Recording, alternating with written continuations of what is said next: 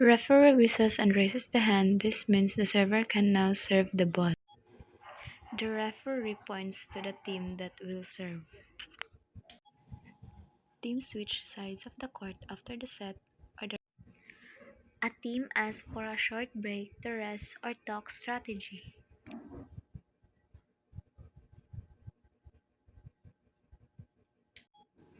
One player leaves the court and another player enters. Bad behavior continues, so the opponent gets a point. The player is sent off the court for the rest of the set. The player is removed from the entire match. The referee signals that the set or match is over.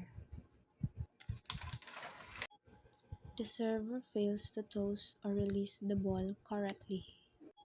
The server takes too long before serving.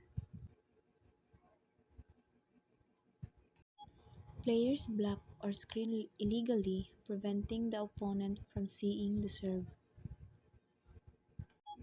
Players are standing in the wrong position during service.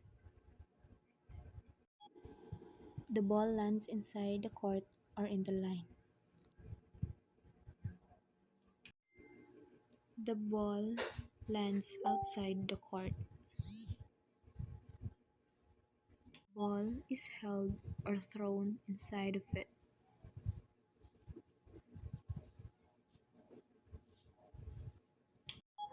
The same player hits the ball twice in a row.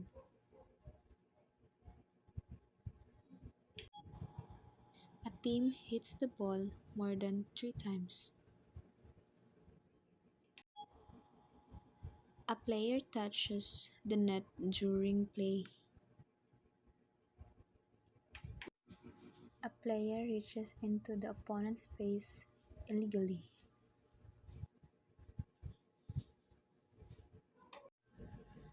An illegal attack, usually by a back row player.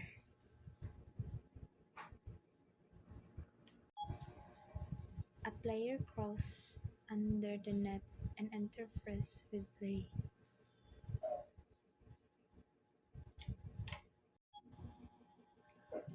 Both teams make a fault at the same time, so the rally is replayed. The ball touches a player before going out. The referee warns a team for delaying the game. The delay continues, so the opponent gets a point.